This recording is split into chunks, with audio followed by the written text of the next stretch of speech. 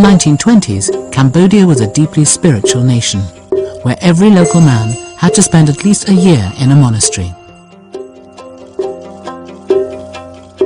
Because so much of the land was regularly flooded, many houses were built on stilts. This is eternal Cambodia.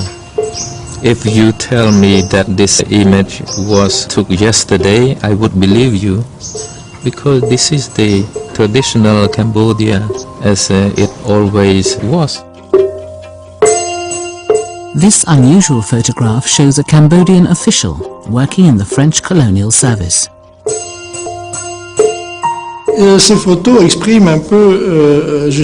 These photographs give you a feeling of the transitional quality of things in Cambodia, in this period between modernity and tradition.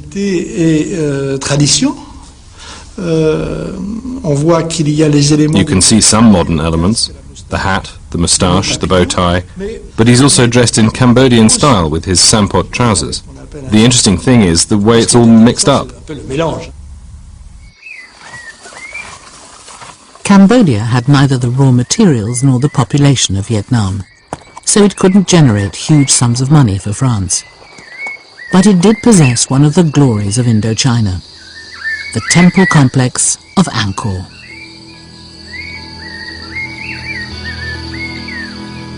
Built by the ancient kings of Cambodia, Angkor had been largely abandoned in the 15th century when Phnom Penh became the capital city. In 1860, it was visited by the French explorer Henri Moore. Europe was enthralled by his sensational account of amazing temples and dramatic ruins cloaked in dense forest.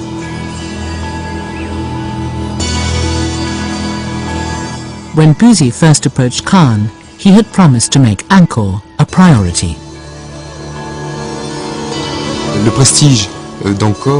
Angkor was a very prestigious site in that era. You were dealing with a set of ruins which could be compared to the Temple of Solomon.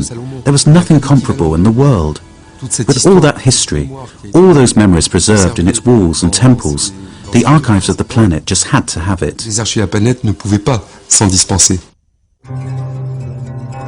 In February 1921, Bussy journeyed across the Mekong to get his first glimpse of the magnificent ruins of Angkor. His film and photographs depict an archetypal lost city, full of exotic statues and mysterious wall carvings.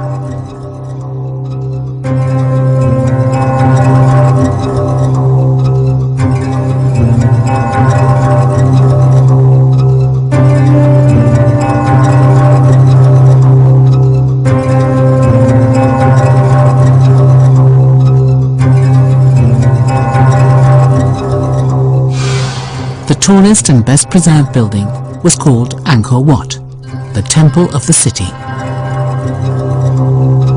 It has always been the symbol of Cambodia. This is the largest, the biggest, the most beautiful temple. You can hardly criticize when you see the general plan of Angkor Wat. If you are an architect, you can hardly find a failure. Everything is perfect. Bussy took numerous pictures of Angkor Wat, but like many later photographers, he was also drawn to another temple built nearby, about 100 years later, the Bayon. You had these enormous faces, 3 or 4 meters high it seems like, and there's maybe 70, and they're all looking in different directions. And it's this very kind of all-knowing, smiling face with these big eyes kind of looking out over the jungle. I think one of the challenges of photographing at Bayon is to try and get as many faces in the same frame. And I think in a couple of his photographs, he's been very clever to be able to find the right vantage point.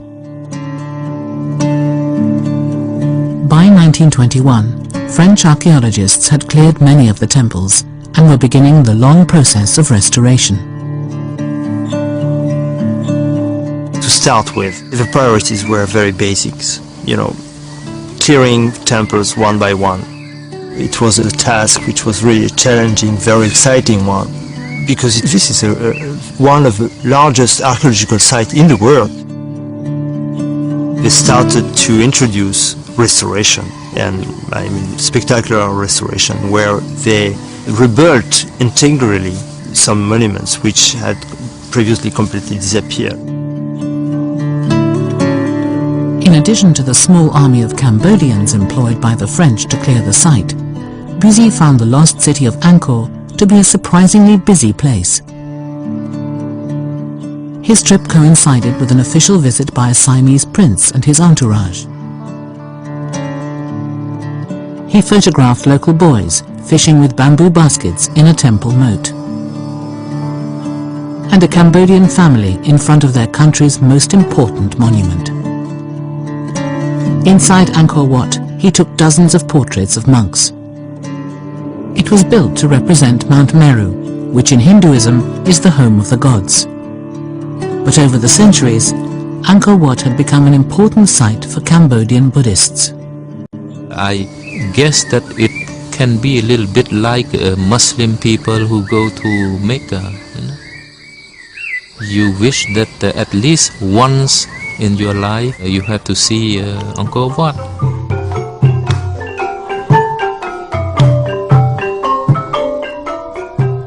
At Angkor Wat, Bussy encountered a troupe of Cambodian dancers. He was entranced.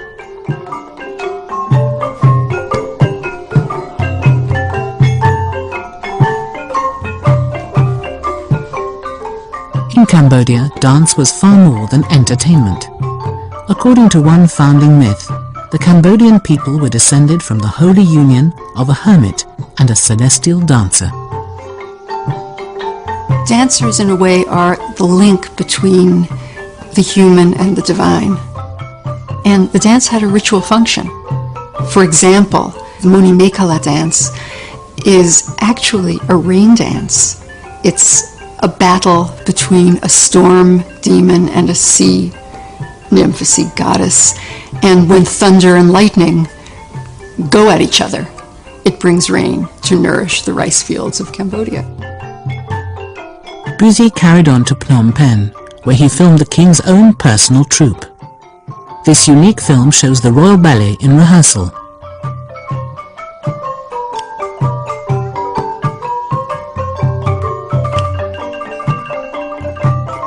To have this material recorded, to see the exercises, is just amazing. Simply because no one would have seen them. No one except, literally, the dancers and the king.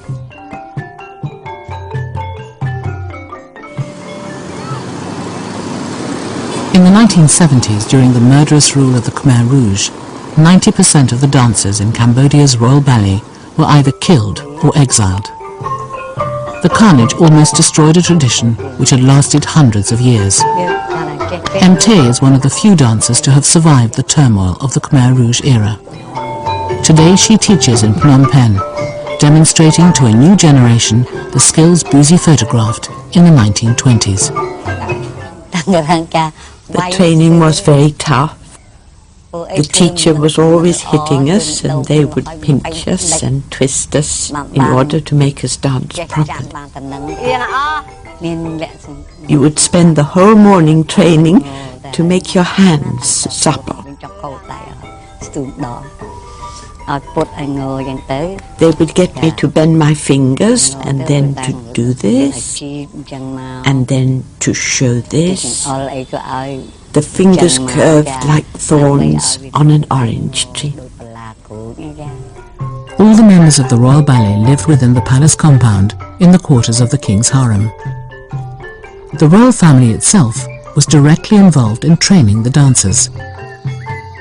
Princess Bhupa Devi, sister to the present King of Cambodia, was one of the most famous dancers of the 1960s.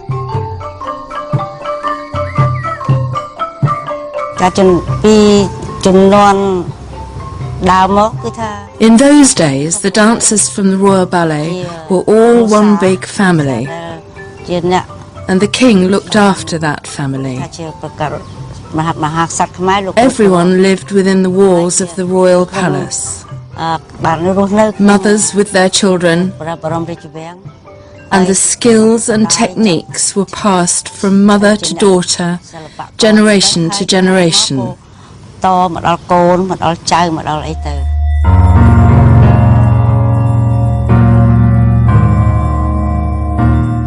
The costumes worn by the dancers were hugely elaborate.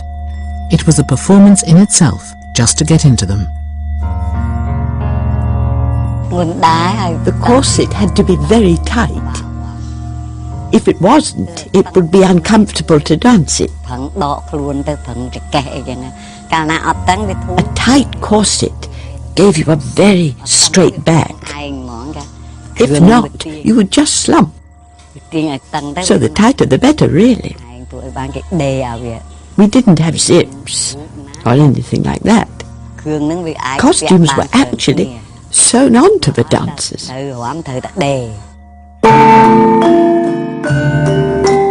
By the time Buzy shot this film, the Cambodian Royal Ballet was already famous in Europe, after their performance at a festival of colonial art in France. They got to Marseille and were just absolutely the knockout hit of the festival. They were performing indoors, and there were such riots of people trying to get in that they moved the performances outdoors, and they played for 30,000 people a night. There was a real appreciation that there could be true and brilliant art in one of these native places. The French made an even more extravagant attempt to bring the culture of Indochina to Europe when they built this replica of Angkor Wat in Paris in 1931. Millions of French people rushed to see the colonial exhibition, just to see Angkor Wat. You can still find old people who, when they talk about Cambodia, say, "I saw Angkor at the colonial exhibition in 1931. I visited Angkor."